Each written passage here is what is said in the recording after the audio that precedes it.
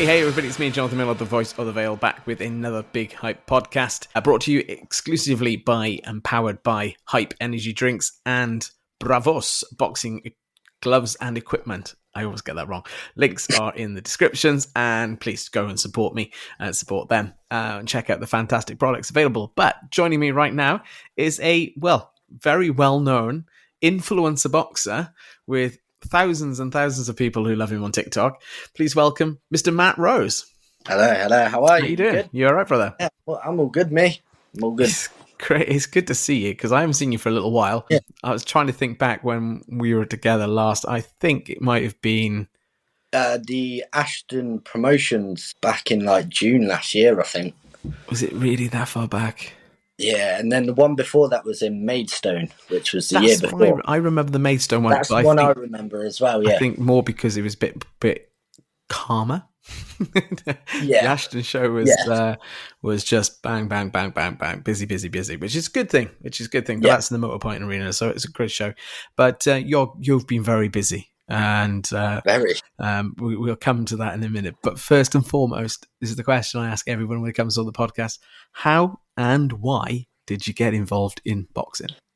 I'll be honest. I was in a bad place to begin with. Obviously, I was suffering bad with mental health, and so I played rugby for about 17 years, and I realised, I can take a punch, because people on the rugby pitch, they may not like you as much, and you get a kick to the head if you don't let go of the ball. So, I realised that, I can take a kick to the head. I was falling out of love with rugby, but I needed to keep my head on a straighter path. I did have a few suicide attempts, which, as you can see, were unsuccessful. I turned to boxing because my family loved boxing. They put a little boxing glove next to me because my heart stopped. And they actually got told, they was like, look, if it stops again, we're going to just have to turn it off. Mm. They put the glove next to me and my heart just kept going. So I just started boxing from there, really, I'll be honest. So let's unpack that a little bit. Yeah. Rugby, what position? Yeah. Well, I'm a gobby little guy. So I did play scrum half for a good 5 to 8 years. Mm-hmm. And then I was losing my voice a bit. Yeah, go on. It's my fault, Matt. It's not yours. Matt, let me pause this for a second. I had 4 phone calls, so right. I just whacked my phone on Do Not Disturb. Okay. Hopefully this is recording. We got both of you now, so yeah, we got both of us on this side. As I was saying, so let's go back. Gobby little man playing rugby. Yeah. Take a few. I started losing my voice and I started getting unnecessary red cards, so I got moved out to the wing. And I've played there for the last 10 years on the wing, scoring tries, running fast. And I knew I had cardio to start boxing, and I've always wanted to box. And so, when I had the reason to, and I fell out of love with rugby, I turned to boxing. It's good. I love it.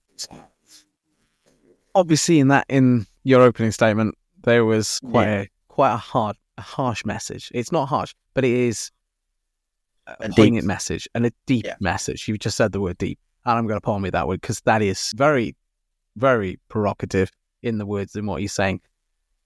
How have you found boxing then to be helpful in getting through that process? I'll be honest. When I'm in training or when I'm looking forward to a fight, I've got my mind focused on something. So, instead of sitting and getting upset and having my down moments, which we all get, I focus to the next fight, and I'm like, right, do little milestones. So if I'm fighting in 2 weeks, I'm like, I've got 2 weeks till my next fight. I've got to just hang on. I'll get to that fight, and then I'll be like, I've got another fight in 2 months, or I've got another fight in a month. So my head's just like, I will make it to the next fight. So it's little milestones to get to keep my head straight. That's why I fight so frequently. And that's a positive way of keeping active and keeping busy. I suppose that's helping you in the gym and everything else as well, and keeping you busy. And obviously the gym that I fight for, they're big on mental health. CG Fight Club, Conor Gorham, they're all big on mental health, and it's just, best. I've been to a few gyms, and that's the gym that I felt more comfortable being with and being put with, so that's where I am now. That's fair enough. And like you say, the coach is there. I mean, your team there around you as well. They're encouraging you and getting you through that every day and every session that you have with them as well. But you've obviously done quite a lot in this capacity, because how long ago did you finish playing rugby? I stopped playing rugby when I was about, be honest, 19. And then I've only just started playing again literally this season. Really? Which, I'll be honest, our results ain't the best. We just lost 79-0. I mean, it's a bit rough, but yeah, we it's the same with the rugby. They're big on everything, and we just focus on the next game, and yeah, it's like boxing. Yeah. So was there much of an overlap between the boxing and the rugby, or was it just sort of we stop one and we'll into the other one? There is a massive overlap. So when I train boxing, I also train rugby. So in the morning, I'll have to do my boxing, like my road work, my cardio and stuff. And then, because I know rugby, it's quite more physical with the tackles and stuff. So I'll do that in the evening. And then the days that I'm not doing rugby, I'll be in the gym, either sparring, doing bag work, and just working around it. It is hard. Some days we do have a match when I box, but I do prioritise the boxing over the rugby, because I prefer it a bit more, I'll be honest. Fair enough. Fair enough. I mean, the boxing is taking you all over the UK. You've been up and down all over the place. Like we said at the beginning, we bumped into each other in Maidstone, in Nottingham. I want to say Birmingham as well. We've bumped into each other. I'm pretty sure we've met each other a few times. Yeah. The only one I can actually remember is the CBL CG crossover card in Maidstone. That's one that I can remember clearly. And I'll forget who that was for. And that was for Charlie Herdman and Conor Gorham.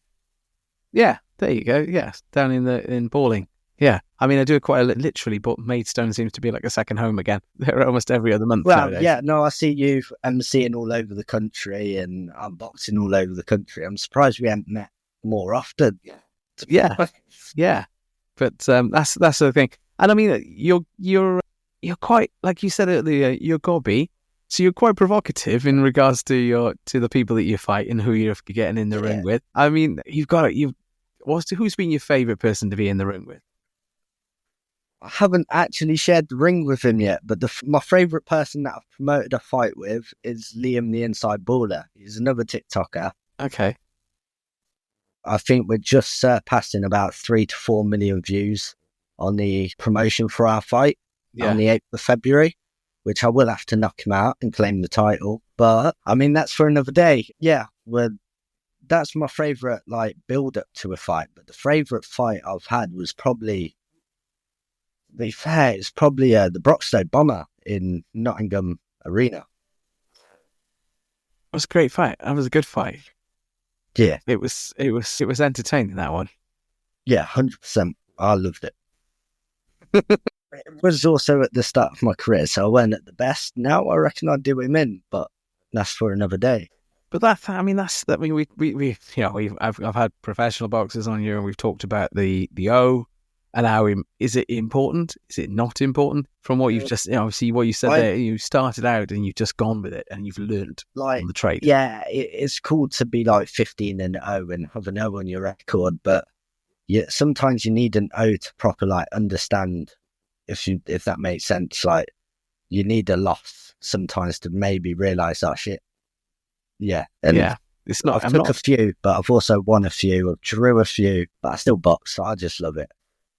I've been out. I mean, obviously you travel miles like me. I mean, what's your favourite? Is there a particular venue that you think, shit, I really like that venue? I'll be honest. Bay Point in Ramsgate is probably the best venue. It's probably one of the smallest. But the atmosphere in there is always electric. And where was that again? It's in Ramsgate in Kent. Okay. It's closer to France than Birmingham. That's the only way to put it. But yeah, I mean, the fans there are electric. My first fight there, I got booed. And the second fight was a bit in a cheer. And now they're cheering for me. So I love it now. Turn the crowd around into supporting you. I like that. Now that I've got the colourful hair, it might not happen, but good man. And going, obviously, the reasons why you said about you getting into boxing.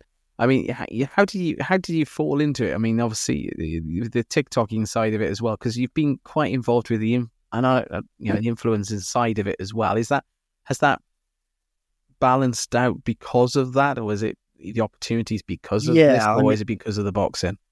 I'll be honest. I weren't to begin with. Obviously, everyone was proper into influencer boxing. What's this? And then I thought, oh, I'm an influencer. I like boxing. Why don't I give it a go? And so I tried it. Obviously, I don't care if I fight on a big show or a little show. I just want to fight. But I do feel like influencer boxing does get a bad reputation. Yeah. When I think it shouldn't, because it brings more eyes to the sport, whether they're like little kids watching their two favourite boxers. It's like adults watching their favourite boxers. But I see both sides of the argument. But ultimately, what is boxing if it's not a fight between yeah, two if they've people got that gloves, have if got? they're in a squared circle and they've got gloves on, you've got to call it a boxing match, regardless. Okay, I'll agree with on that. Whether it's white collar, ultra white collar, professional, semi-pro, amateur, they've got gloves, they're in a ring, they're boxing. Yeah. But I thought what I was going to say was actually the olden days of prize fighting was literally so and so got beef with so and so, and the fight was made, and that's how. I mean, that's how you get the eyes on the Jake Pauls of this world and the Logan Pauls of this world, who want to promote those sort of fights against Tyson and KSI and all those sort of things. People want to see those fights because they have beef on. Yeah, are they day-to-day thing? thing? See the YouTube kid get knocked out by Mike Tyson, which sadly didn't happen. But well, we won't get into that fight because we could dissect the whole fight. I've watched it. I watched it back, and I got to say, Clarissa Shields was probably the best. I feel like that was more a they got a lot of money for that fight. That's all I'll say. Yeah, well, I think it's probably deserved in that capacity as well. So, that was deserved. Obviously, you've been in the ring. You share the ring with a lot of people. There's got to be something that stands out to you, that something has happened, some crazy aspect has happened. Anything that you can sort of say about what has been your craziest moment in the ring? Right, love it. Right, I think the craziest moment is he's knocked me down. He's called Drill Mitchell.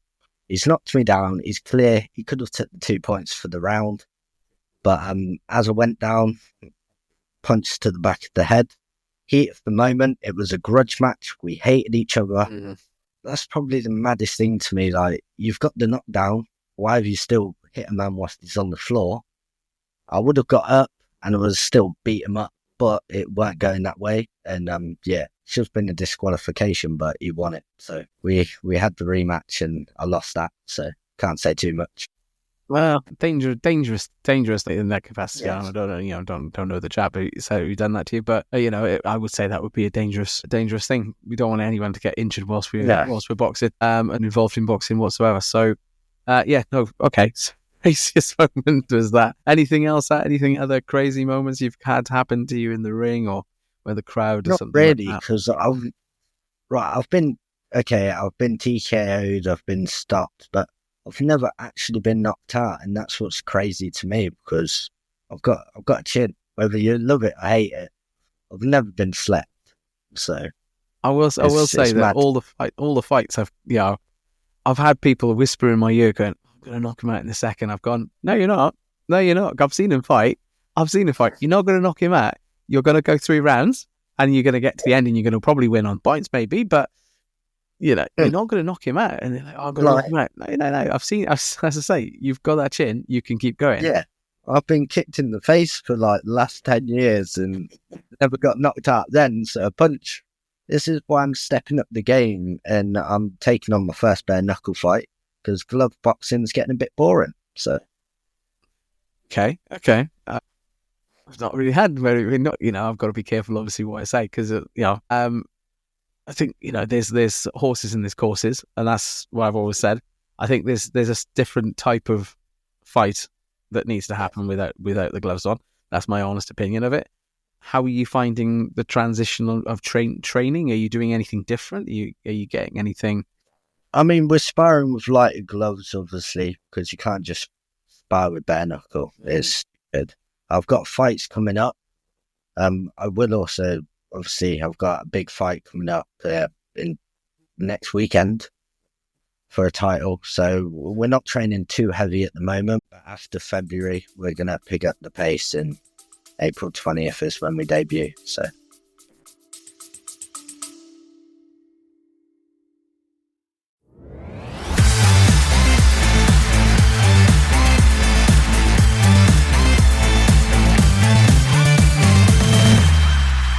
Big Hype Podcast, sponsored by Hype Energy Drinks.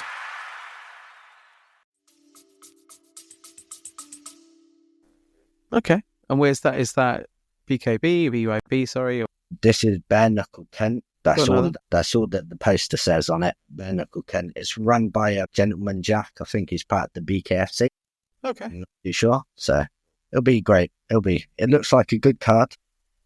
So you're involved with that. You're also involved with this the speeding, Speedstar. Sorry, not Speeding Star. That's a different thing. That's you again. That's the Hall of Fame in the police station down the road. Who's been caught speeding on the camera? But so Speedstar. That's up in Liverpool, isn't it? Yeah, at the Adelphi Hotel, 22nd of Feb. So that's a big night. I mean, first influencer to do 3 fights in one night. So well, I was getting confused. I honestly thought, at one point, I thought, this can't be right. They must have just rematched him. They've just rematched him with someone else. And then obviously someone else has pulled out and they've just rematched you again. And I was thinking, how is this possible that you've got 3? So the story behind it, I was originally agreed to fight Emlyn the Gremlin. He's got green hair. I don't know him. You probably won't know him either. And then I had another guy get offered. They're like, do you know anyone that wants to fight? We've had a pull out. I went, I'll do it. So there was the second fight. And then there's a tag team fight. And I thought, you know what? For the shits and giggles, I'll do that and all. So yeah, here we are. Oh, no, I'm not going to comment on this. I think that's mad. You know, you box once. I mean, anyone will tell you boxing is tough enough. And you decided not only just to do it, have another go, you decided to do it 3 times in a row. Because no one else was stepping up to fight these people. And I fought 2 of them before. Right. And they didn't actually stop me. So yeah, I'll do it again. I'll have the rematch. I've got it. Okay. I'm not going to say, but I'm always confused by tag team boxing, and perhaps you can shed some more light onto it because I don't really get it. Honestly, I think I might just be there to let my tag team partner do the work, get the hot tag as if in the WWE. Yeah, I'll hot tag and then jump in and knock everyone out. Yeah. Yeah, I mean that's the plan, and if my tag team partner wants it as well, I'll give it to him. So it's more Survivor Series or Triple Threat rather than... we'll see what happens on the night. I mean, this is a new promotion and it seems to be doing quite... It's obviously pops up on my Instagram. Yeah, it's a new promotion. Personally, it's one of the biggest, the small influencer promotions out there. And the cards prove itself. Little T, he's fighting on the cards. You've got Bailey Legg. You've got Train Norman, I think, is Love Island. You've got Love Islanders, TikTokers, YouTubers, and yeah, it's mad. But for their second show, they've smashed it out the park, that's for sure. Fair enough. Perhaps they want an MC, maybe. Throw it out there. Yeah, just throwing it out there. Just throw it out there.